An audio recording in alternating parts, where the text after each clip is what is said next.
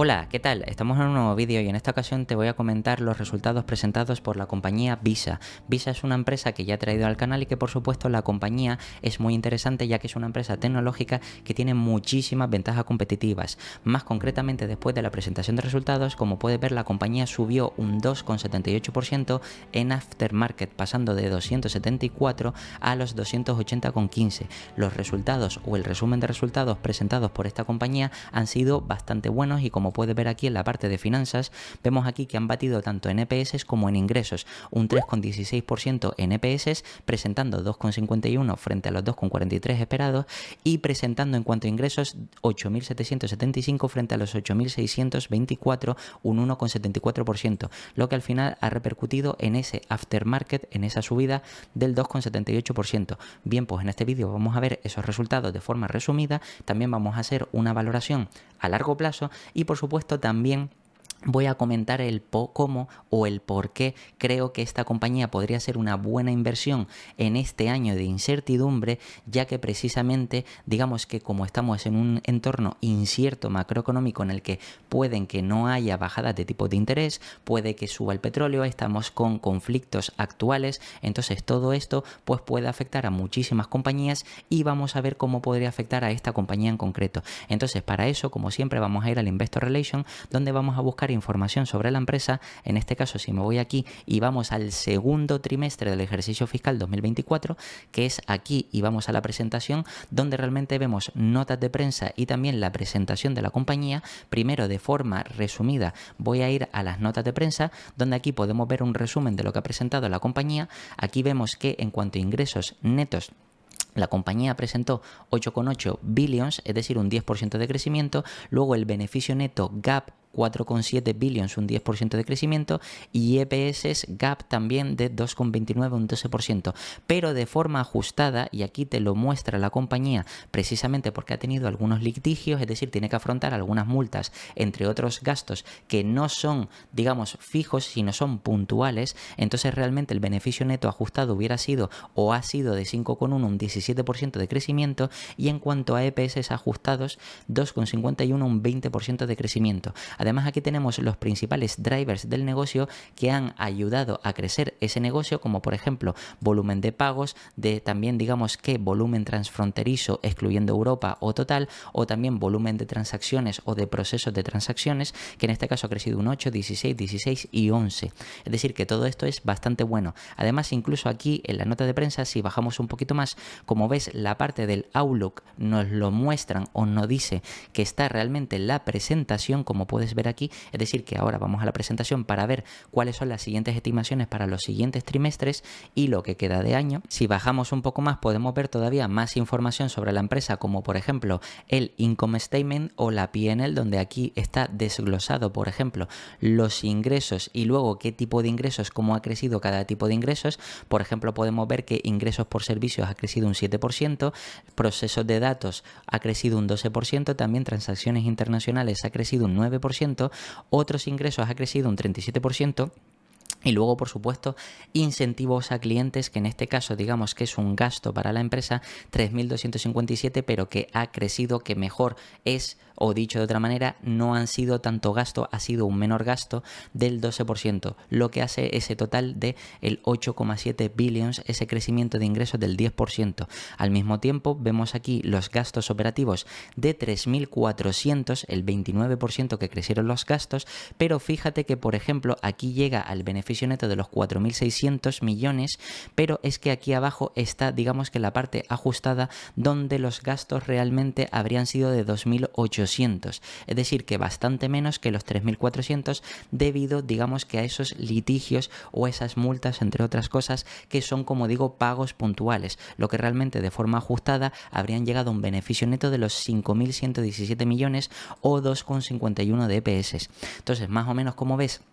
Aquí tenemos el resumen de la compañía, pero me voy a ir a la parte de la presentación que es más visual y aquí podemos extraer más información. Por supuesto, aquí vemos los datos presentados, por supuesto el efecto divisa o el impacto de cambio de divisa ha afectado en 0,5% aproximadamente, es decir que esto hay que tenerlo en cuenta. Si bajamos un poquito más, aquí vemos los datos resúmenes que te acabo de hablar ahora mismo y además aquí nos enseñan unos puntos importantes como por ejemplo el crecimiento de volumen de pago y transacciones procesadas entre también digamos que los pagos transfronterizos, que eso ha crecido, y por supuesto la recompra de acciones y dividendos de 3,8 billions. Aquí por supuesto vemos el resumen de los datos que te acaba de mostrar y luego aquí podemos ver también de forma gráfica cómo ha ido cada segmento, por ejemplo el volumen de pagos, también digamos que las transacciones procesadas, al mismo tiempo los cambios entre países o el volumen de transacciones entre países, que serían los transfronterizos, y aquí al mismo tiempo lo que podemos ver es que en febrero, que tiene un asterisco,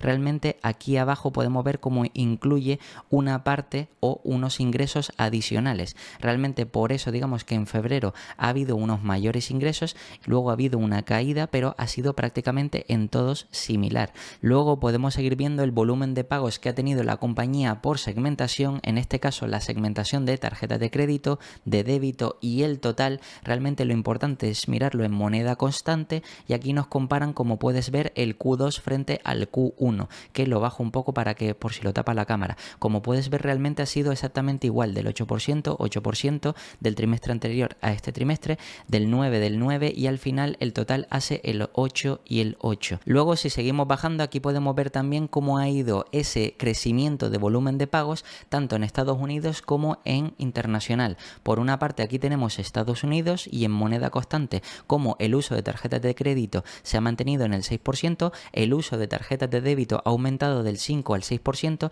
lo que quiere decir que el total en Estados Unidos ha pasado del 5 al 6%. Luego, en cuanto a internacional, ha habido decrecimiento en cuanto a tarjetas de crédito del 11 al 9, en cuanto a débito del 13 al 12 y al final el total implica pasar del 12 al 11, lo que quiere decir que al final tenemos el total de Visa del 8 y del 9% respectivamente, tarjetas de crédito y de débito. Luego, si seguimos bajando un poquito más, aquí por ejemplo hay un punto interesante que me gustaría resaltar, que es el total de tarjetas, ya que esta compañía es una empresa tecnológica que emite tarjetas para que se pueda pagar por su parte de raíl de pagos en este caso, y el tener cada vez más tarjetas quiere decir que más personas pueden hacer uso de esas tarjetas. Pues en este caso ha crecido las tarjetas de crédito un 4%, de 1,2 a 1,3 billions, es decir, billones de tarjetas. De débito ha crecido un 7%, pasando de 2,9 a 3,1, y en general las Visa o las tarjetas Visas que se han creado nuevas han pasado de 4,2 a 4,4, un 6% de crecimiento, que es bastante importante. Al mismo tiempo, en cuanto a resultados de ingresos, aquí podemos ver por segmentación de forma gráfica qué es lo que más ha crecido. Otros ingresos que creció ese 37%, pero luego vemos que la parte de ingresos por servicios un 7, proceso de datos un 12, internacional, es decir, transacciones internacionales un 9%, y luego el incentivo de clientes que creció un 12%. Pero que por supuesto esto es una pérdida, porque esto pagan a los clientes por supuesto para que utilicen sus tarjetas, lo que al final los ingresos netos son del 10%, como te he enseñado. En cuanto a gastos, fíjate que los gastos operativos mayores son o han sido los generales y administrativos, del 61%. Luego lo interesante es que aquí tenemos también en personal un 6%, un 9% en marketing, en network y procesos digamos que un 6%, y también en tarifas profesionales un 22%, y por supuesto, como podemos ver aquí, también 430 millones que han sido por litigio, que eso al final también ha afectado al aumento de los gastos operativos, siendo un total o aumentando un 29%, 3.421 millones. Pero por supuesto, precisamente por eso están los ajustes que hace la compañía, que muchas veces, como he explicado en el canal, debemos de analizar si los hacen bien o los hacen mal. En este caso, si seguimos bajando también, aquí nos enseña enseñan cómo sería el free cash flow de la compañía, que lo calculan de forma muy sencilla, es decir, al cash flow le restan el CAPEX para llegar al free cash flow, y aquí vemos cómo calculan el free cash flow para el segundo trimestre de 2024, pasando de 4.500 millones de cash flow, le restan el CAPEX de 281 y llegaríamos a un free cash flow de 4.257, y en los dos primeros trimestres o en el primer semestre serían 8.152 de cash flow, le restan los 548 de CAPEX y llegaríamos a un free cash flow de 7.600 millones. Y también es importante ver cómo aportan valor a los accionistas mediante recompras de acciones y repartos de dividendos. En este caso, en el segundo trimestre han recomprado 2.700 millones y en el primer semestre 6.094, es decir que ya llevan bastantes recompras hechas, y como sabes esto afecta directamente al crecimiento de los EPS. Y luego, en cuanto a dividendos, digamos que han repartido 1.060 de dividendos en este segundo trimestre y 2.120 en el primer semestre del ejercicio fiscal 2024, es decir que todo esto es positivo para la compañía. Por supuesto, una vez hemos visto todos estos datos, si vamos aquí a la parte de valoración para ver realmente cuáles serían las estimaciones de esta empresa para los próximos años y también para este año, que es de incertidumbre, como puedes ver, la mitad del año realmente la compañía ha presentado resultados muy sólidos y no hay nada que pueda, digamos, hacer ver al mercado que esta compañía vaya a presentar malos resultados, incluso en el entorno de incertidumbre en el que nos encontramos. Precisamente aquí, si vamos a la parte de valoración, podemos ver cómo el mercado está pagando por la compañía por PER, por ejemplo, en este caso digamos que 26,31 veces. Ten cuidado porque 26,31 veces, esto es teniendo en cuenta este precio de aquí, que me voy a cambiar para que lo veas, 274. Realmente los 274, como te enseñé, son estos 274, pero el precio real que está en aftermarket tras la presentación de resultados es 280,15. Yo no sé en el día siguiente a qué precio va a abrir el mercado, pero supuestamente si en aftermarket terminó en 280, más o menos podemos estimar que podría abrir a este precio el mercado, lo que quiere decir que realmente podríamos calcular en este caso los 280 que te acabo de enseñar, ¿vale? Para tenerlo en cuenta a la hora de saber el múltiplo de la compañía. En este caso, si me voy aquí a la calculadora y pongo 280 por una parte y lo divido en este caso por los EPS forward de 2024, que aquí si vamos a 2024 y me voy a la parte de EPS normalizados, puedes ver cómo realmente son 9,92, lo que quiere decir que si me voy aquí y lo divido entre 9,92, quiere decir que estaría cotizando la compañía a unas 28 veces, 28,2 veces, que prácticamente si vamos a la parte de valoración podría parecer que está cotizando ligeramente por encima del múltiplo medio que ha pagado el mercado. Aquí podemos ver en el último año como el mercado ha pagado de media 25-26 veces, en los últimos 3 años 28 veces y en los últimos 5 años también 30 veces. Es decir, realmente por esta compañía, que también podríamos decir que está algo distorsionado por la parte de 2021, que también digamos que estaría algo distorsionado, pero que realmente podríamos estimar que la media real o justa para esta compañía podrían ser 27, 28 veces. De hecho, incluso si ponemos el histórico total de esta compañía, podemos ver realmente cómo ha estado más o menos oscilando entre las 25 veces a partir de 2015, incluso podemos ver que a partir de aquí mayoritariamente ha estado por encima de las 25 veces, 26, 27, 28 veces, y salvo esta parte de distorsión, realmente podríamos considerar que el múltiplo medio para esta compañía que ha pagado el mercado son 25, 26, 27 veces. 25 si queremos ser conservadores, 27 si queremos ser, digamos que un poco más optimistas o más plantear un escenario normal. Por tanto, digamos que, como te he explicado, para este año, digamos que la compañía estaría cotizando ligeramente por encima del múltiplo medio, pero lo interesante es ver a largo plazo cuál es el crecimiento que podría ofrecer esta compañía. Por tanto, lo primero, debemos de plantearnos si realmente la compañía tiene la capacidad de mantener estos crecimientos que estiman los analistas. Como puedes ver aquí, las estimaciones son del 10% en ingresos, 10, 7 y 15, es decir, un crecimiento de doble dígito. Y si bajamos en cuanto a EPS, que por supuesto como la compañía recompra acciones, los EPS tienden a crecer más de lo que crecen los ingresos, pues lógicamente el crecimiento que se espera aquí es del 13, 12, 14, 12 y 18. Es decir, que un crecimiento mayor de lo que crecen los ingresos.